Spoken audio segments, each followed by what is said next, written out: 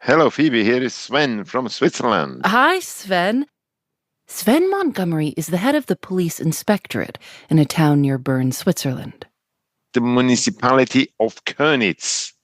So what is a typical day like at your job? Oh, my typical day is actually I'm drinking coffee first, and then I get my computer started. And normally I'm always writing emails, answering phone calls to people who are upset about getting a fine. Sven says he and his colleagues mostly handle things like speeding tickets and parking fines. Each week, they go through a batch of photographs of speeding cars captured by the speed radar cameras around town. One day last April, Sven's colleague, Susan Habecker, was looking through the photos, and she noticed that one speed radar's camera had been triggered by something that wasn't a car. There is a duck on the photo. What is the duck doing in the photograph? He is flying. flying through the street. In the photograph, there's nothing else on the road, just this duck right in the center with its wings stretched out. So to trigger the speed radar camera, you have to be going a certain speed? Yeah. The speed limit there was 30, and the duck went 52 kilometers per hour.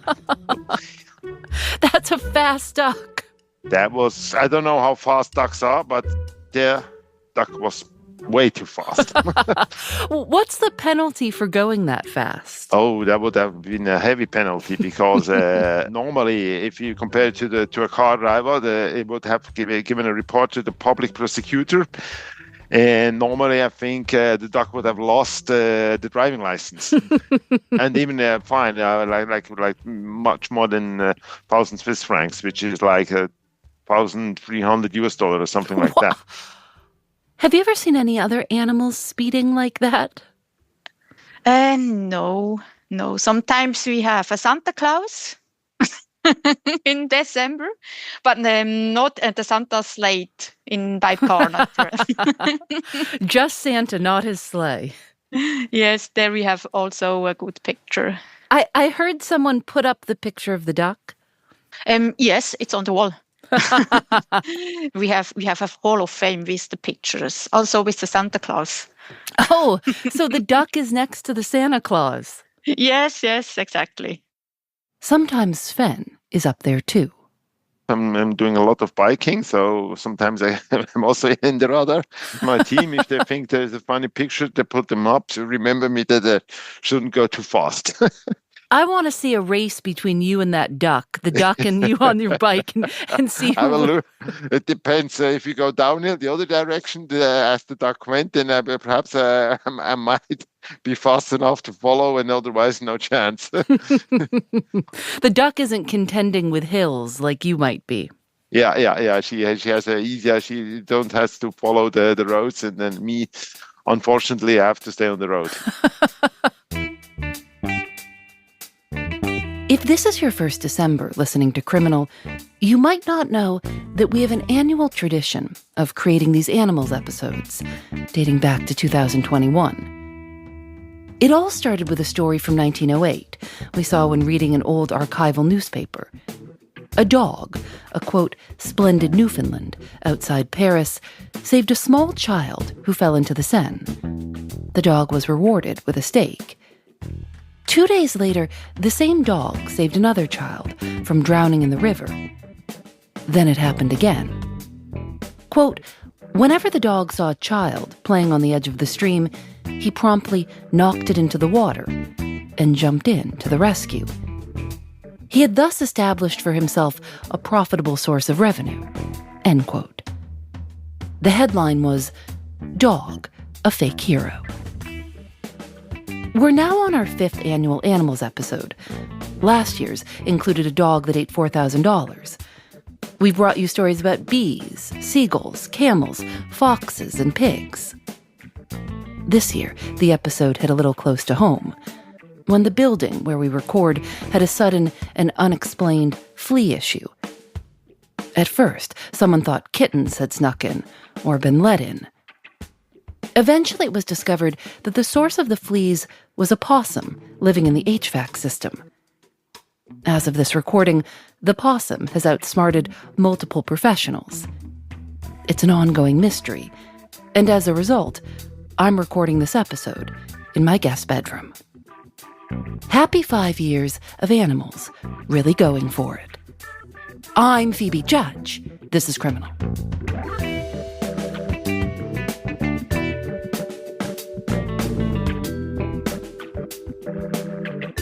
In April of 2022, the Yavapai County Sheriff's Office in Arizona got a call about a car in a vacant lot in a town called Cornville. An officer went to investigate. Sure enough, as I rounded the corner, there was a Subaru hatchback off kind of under some trees, and it looked like it had almost been parked under the trees or left there abandoned. Looked to be a little odd, to say the least. This is Sergeant Zebediah Dickinson. He said it looked like it could have been a getaway car that someone ditched. He parked his own police car nearby. And got out of my own vehicle and walked over, and there was a Javelina inside of the Subaru. Javelinas technically aren't pigs, but they do look just like them. Here in Arizona, there's an abundance of them. How big are they? They range from 40 to 80 pounds. And are they nice? They're nice maybe from a distance. They're known to be a little aggressive if you get up close to them. Got pretty large teeth that I'm sure if they got a hold of you wouldn't make for a good day for somebody. Zebediah remembers when he walked up to the car, it looked like the Javelina had chewed up parts of the inside. All of the doors were closed. It didn't seem like it could get out. It took a little bit of investigating and just, imagination, to say the least, how and why the vehicle was where it was with the Javelina trapped inside. He tried to figure out where the car had come from, asking neighbors who were around. He learned that it belonged to a man who lived across the street. He said that when he knocked on his door at first, the man seemed like he didn't want to talk. I don't think he was very understanding initially that there was a Javelina in his car. I'm sure if I told that to anybody else, they'd think it was a joke. He also didn't understand how his car had ended up in the vacant lot. Zebediah learned that the man had left the rear hatch of his car open overnight in his driveway, across the street. And there was a bag of Cheetos that were inside the car. So doing my investigation there, it seems that the Javelina was having a midnight snack, for lack of better terms. Zebediah thought the hatch must have closed when the Javelina jumped into the car for the Cheetos, and that it spent the rest of the night trying to get back out. The vehicle was a manual, so all the thrashing around that kicked the vehicle in neutral rolled from the driveway across the road and down into under the trees on the opposing side. Zebediah says getting it out of the car was much harder than he'd expected. The Javelina wasn't moving much until I got closer to the window, and then it kind of snarled out the window. Zebediah decided to tie a rope to the handle of the rear hatch, run the rope through the window of his own patrol car, and from the front seat of his car, pull the rope and open the hatch. You didn't want to just open the door? No, after that initial walking up to the car and it trying to, I don't want to say eat me, but it felt that way through the window. I had erred on the side of caution for that part. So you protected yourself with a rope and you sat in your car? Yep, and cracked the latch, pulled, and just said a little prayer that hopefully he'll just move along his day. So. And did he? Absolutely. I think he was more excited to get out of there than I was. So he jumped out and he went running away? Long gone, never to be seen or heard from since. Did you get a pretty good look of the car once he got out of there? What he had done? The dashboard itself had been chewed on.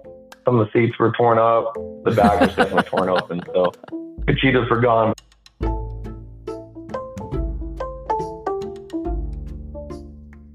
One of my favorite stories of the year happened in Bavaria, Germany.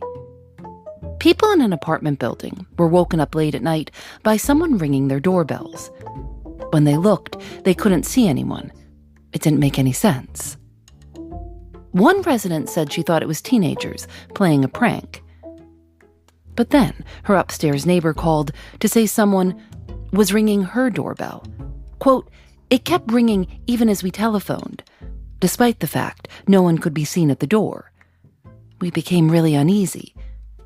That's when we decided to call the police." 2 officers arrived. The bell kept ringing. No one saw anyone. The motion detector wasn't activating. And then, looking very closely, everyone noticed a trail of slime and a slug taking a walk across the doorbell panel. A police spokesperson said the slug had been taught about boundaries and placed on a nearby stretch of grass. We'll be right back. To listen without ads, join Criminal Plus.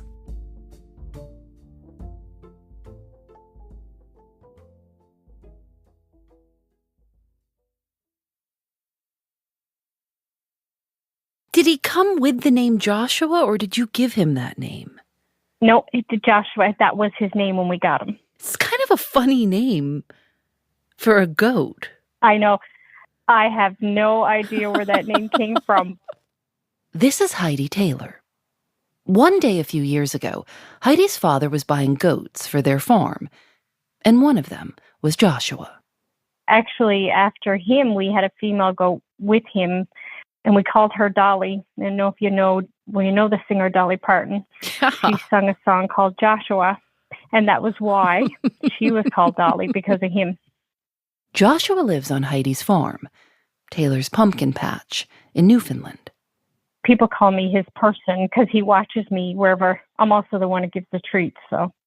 At the pumpkin patch, Joshua spends most of his time outside. But he does have his own little house, and Heidi takes him for daily walks. Like on a leash? A halter? He's walked with a leash, but even though there's a leash on him, I don't hold it. Joshua walks with me by my side, and when I turn around to come back, he'll come back. If I run, he'll run. If I stop, he'll stop. I don't have to tell him. He just does whatever I do. One day last year, Heidi was at home with her husband, about a mile away from their farm. It was a Sunday, and the pumpkin patch wasn't open. And then her husband, Colin, asked Heidi to come over and look at something on his computer. And he says to me, I think we have a problem. He was looking on Facebook, somebody said there's a goat on the loose. And he said Joshua is down at the intersection in a community called Long Pond, and he's in the intersection on the crosswalk, and he's running. And I thought, no way. And when I looked at the picture, it was him. Heidi says she was surprised because Joshua had never escaped before. Whenever he got loose on the farm, he never went anywhere. But that day, the town was holding their first half marathon. Over 200 people had signed up. They were running along an old rail bed, and the course went right by Joshua's house on the pumpkin patch. And when they were running by, he must have thought, I'm going with them. So he broke the his rope or his leash. There were more photos of Joshua popping up on Facebook. Heidi and Colin posted asking anyone who saw him to send them tips if they saw Joshua. They decided to head to the last place where they'd seen photos of him. We got the truck, and then at that time, Joshua loved cheesies. So we took cheesies with us, and we took off and got him. He loved what? He loved cheesies. What is that? Soft cheesies. Like potato chips, but a cheesy. He liked a bag of cheesies. Cheesies, a Canadian version of Cheetos. When they got to the last place Joshua had been photographed, he wasn't there. But they found a crossing guard who had seen him. Spoke to the crossing guard where the picture was, said that he kept going with the runners and stayed on the trail. He didn't wander off. He kept going with them. Heidi and Colin kept following the race course. At another intersection, one of the volunteers said they'd just seen a goat go by. Another volunteer at a water station tried to stop Joshua, but he seemed to want to keep running. People posted videos running with him. Some of the runners would form a little ring around him. At one point, he seemed to be getting tired, so they slowed down to stay with him. Because they were afraid something would happen to him. And when the next group of runners would pass, he would take off and chase them. So he just wanted to run. He just wanted to run. Yep, he did. And then they heard that a runner had gotten a hold of Joshua and handed him over to a police officer. They were waiting up ahead. When Heidi and Colin caught up to Joshua, they decided to let him finish, if he wanted to. He kept running. And we let him do it. And he crossed the finish line with some of the runners and was awarded a medal. How far did he end up running that day? 5 kilometers, so roughly 3.5 miles. That's a long time for a 150-pound, 11-year-old goat. It's very long, and actually, goats only live to be 14 to 15 years old. So he's kind of an 11. He's kind of an old man. He is an old man. And actually, the veterinarians, we had them come in and check him out and to see he was okay. And they said it for his age, it's a wonder he ran that much. And he was fine. He was totally fine. What did he do the next day? He slept the whole next day, the whole day. Heidi says it was the first time she'd ever heard him snore.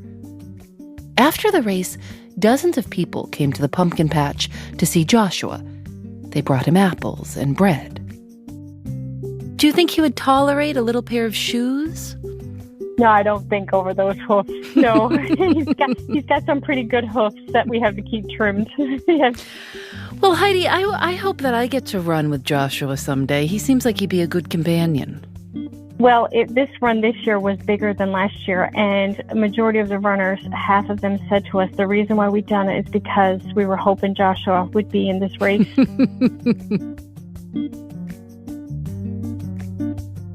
Earlier this year, Tony Leonardo and his family set off on a road trip from their farm in Pennsylvania to New Hampshire.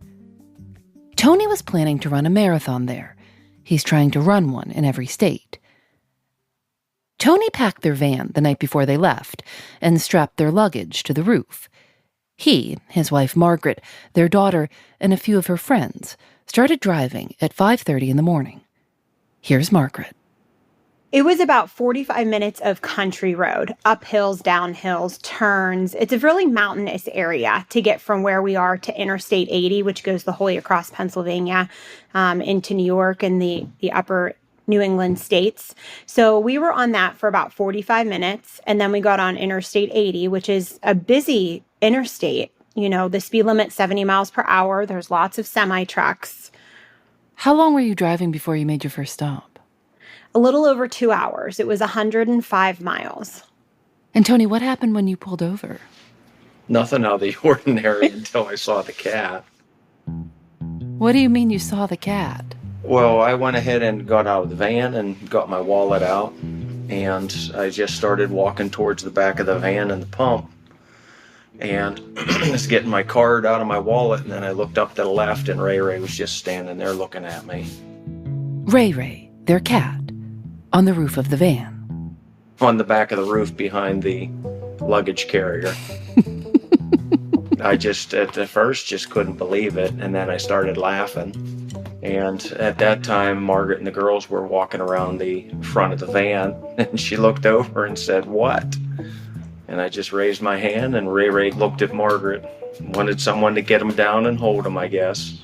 What was did he seem scared? How was he? No, not at all. He was just standing on the van like he normally would.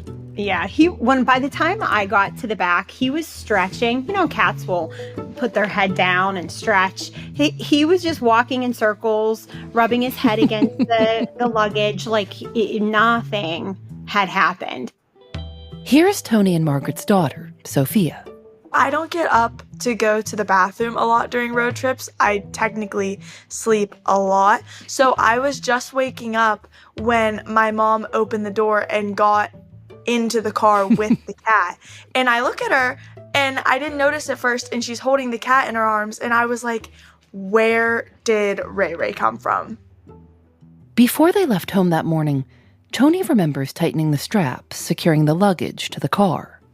And he wasn't there. We got in the car and started driving, so he had to have been holding on to the back of the luggage carrier with his claws. Right, because no one saw him either. Nope. I could see no one seeing him on our rural trip, but on the interstate, you would have thought somebody may have seen a cat on the roof and tried to alert us, but that didn't happen at all. Someone behind us. Right, someone behind you, like, beep, beep, there's a cat on your roof. Well, there were people passing us, but no, they did not beep at all. No. You said this was 105 miles that you had driven. Yes. Windy roads on the highway, going 70 miles an hour. Yes. My family liked to joke that they were glad that my husband was driving, because if I was, Ray Ray for sure wouldn't have made it. When the DiNardos found Ray Ray, they talked about turning around to take him home. But Tony said, he's just going to come with us. And how was his trip? I mean, did he take part in the activities? He did everything with us. Everything. We went hiking when we were in New Hampshire to a couple state parks. Then we decided that Ray Ray should cross the finish line with my husband, which is exactly what he did. We waited for him right, before the finish line. I passed him over the fence, and Tony ran right through the finish line with Ray Ray in his arms. We'll be right back.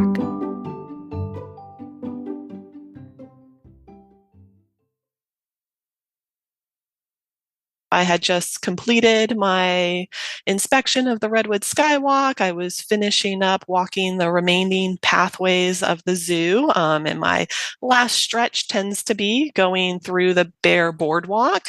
So the bear habitat spans two sides with a boardwalk that crosses between them. So I had just been finishing that route. And so it's a place I expect to see bears. I'm used to seeing bears. Just that day, there was a bear on the wrong side or the other side of the fence from where I normally see them. This is Christine Noel. She's worked at Sequoia Park Zoo in Northern California for 9 years.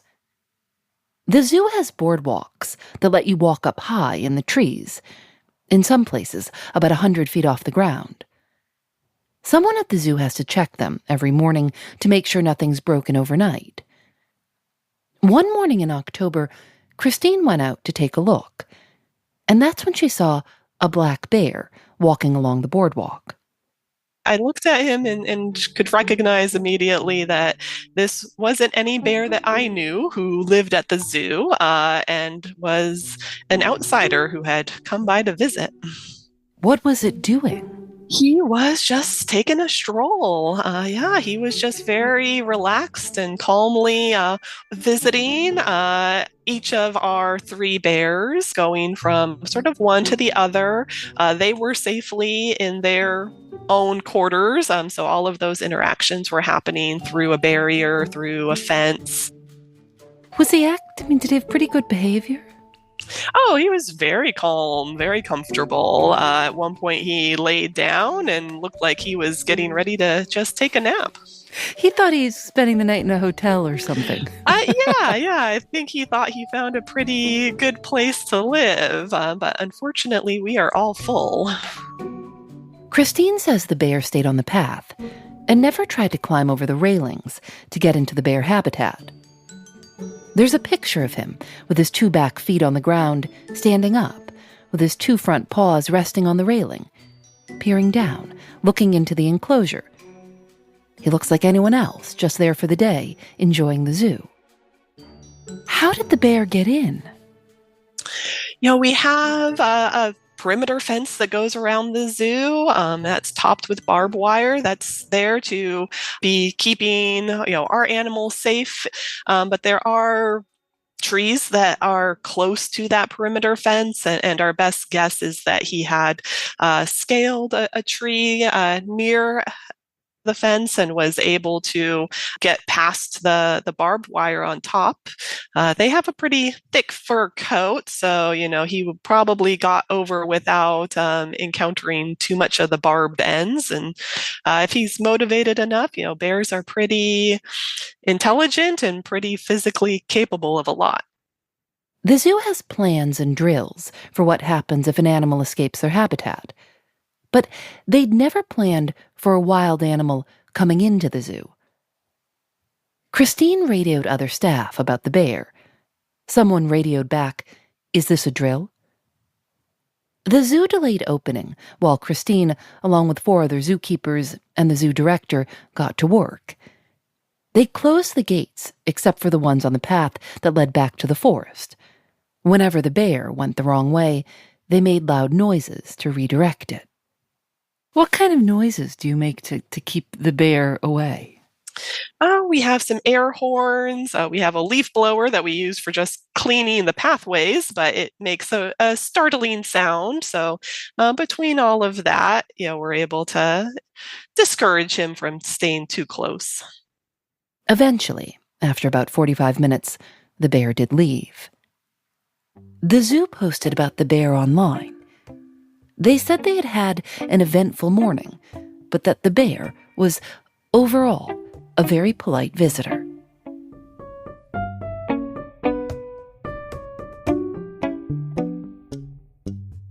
One day, earlier this year, Wendy Ballard was on an important work call from her home in Auckland, New Zealand, when she heard her 11-year-old son shouting. Finished my call, and I said to my son, "That was really rude. I told you not to interrupt that call. What was going on?" And he goes, "Leo came running through the house and he stole your jacket, Mum." And I'm like, "What are you talking about?" Wendy has security cameras in her house. She opened up her phone and looked at the footage. And there's this video footage of Leo running out of our house with my brand new $300 mohair jumper, running down the stairs of our house and up the driveway, dragging it along the concrete, and my son going, "Leo, Mom!" I'm Helen North, and I have a lovely little cat called Leonardo, who's rather naughty. He was named Leonardo initially by my daughter because he used to lie on his back like a ninja turtle. But then when he started being a little bit of a criminal, he changed to Leonardo da Pinchy because it fitted him better. From the very beginning, Helen says she knew there was something different about Leo. The moment he came into the house, he was hunting down all of our socks. So he would find our socks, bring them to us, and then we would throw them away back across the room and he would bring them back. So he was very much into fetching. He loved that. And he wasn't really into kind of normal chasey cat toys like things that roll along the floor or fluffy mice. He always liked socks and gloves. When Leo was about 4 months old, Helen and her family started letting Leo outdoors. One day I came home from work and there was about 10 single socks on the lounge floor. And I thought to myself, my husband, Tim, I thought, why would he leave all his socks there? That's weird, but I didn't really think anything of it. And then Tim came home and said, none of those are my socks. And then we sort of were settling down for the night to have dinner and Leo walked in with a T-shirt and we were like, oh dear. Helen and her family didn't recognize the T-shirt either. Leo started bringing more and more clothing home, sometimes every day, sometimes as many as 15 times a day. How many items of clothing has he brought home at this point? About 300. Yeah. Including from Helen's neighbor, Wendy Ballard. Leo's taken more than just her mohair sweater. He has come back, quite often takes things off the clothesline, so does fixate on my husband's socks. He hasn't taken any of our underwear, but he has definitely taken other neighbours' underwear. Helen says Leo's also taken pants, shirts, boxers, gloves, a gym towel, even a big stuffed animal. Wendy says she's seen him scaling their fence to grab things off their clothesline. So he's just like dragging the stuff in his mouth? Yeah, in his little mouth. So he's a very little cat. He's not a big cat. And so some of the things he's brought home big, really big jerseys, like brand new jerseys with the tags on them and things that were worth a lot of money. And he just drags them in between his legs. And he jumps over fences with them. He's quite agile and determined. Like our neighbours, he's run away, like he's been caught in the act a few times, and he's sprinted off still with them in his mouth. You can't get anywhere near him. Yeah, he's fast. Leo has been bringing stolen items home for more than a year now. What do you do with all of it? Well, for a while, we just kind of went around the neighbours and asked if it was theirs, if things were theirs. And we did get a few hits, get a few people going, yeah, that's mine. But then he went a bit wider. So I started posting on Facebook about once a month. And we realised he was going to about 40 different places. And now I have a WhatsApp group. Every week, Helen lays out all the clothes that Leo has brought home, takes a picture, and people respond with their items circled. And say, that's mine, and that's mine, and that's mine. And then you do the drop-off. Yeah. Or sometimes people come around and see us because often they want to meet him because a lot of people have heard about him. Our neighbours that just bought their house, he sold their sock last week and they were thrilled because the real estate agent that sold them the house said, the house comes with the cat burglar. So hopefully he'll visit you. And they were so thrilled that he turned up.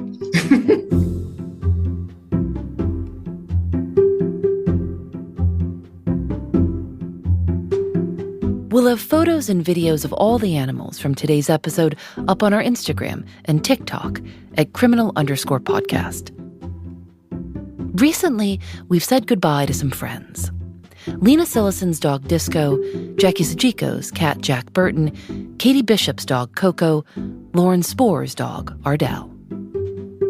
Thank you very much for listening this year. Happy holidays, and see you in 2026.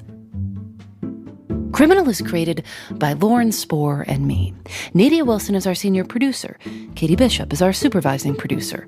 Our producers are Susanna Robertson, Jackie Sajiko, Lily Clark, Lena Silleson, and Megan Kinane. Our engineer is Veronica Simonetti. Julian Alexander makes original illustrations for each episode of Criminal. You can see them at thisiscriminal.com. And you can sign up for our newsletter at thisiscriminal.com/newsletter. We hope you'll join our membership program, Criminal Plus, now on Patreon. It's the very best way to support our work. You can listen to Criminal, This Is Love, and Phoebe Reads a Mystery without any ads. Plus, you'll get bonus episodes, behind-the-scenes photos and videos, and you'll be able to talk directly with us and other Criminal listeners. We recently had a live event where we shared an animal story that we had to cut for time from this episode. If you missed it, you can watch the recording right now. Criminal Plus also makes a great last-minute holiday gift. Learn more and sign up at patreon.com/criminal. Criminal is part of the Vox Media Podcast Network. Discover more great shows at podcast.voxmedia.com. I'm Phoebe Judge. This is Criminal.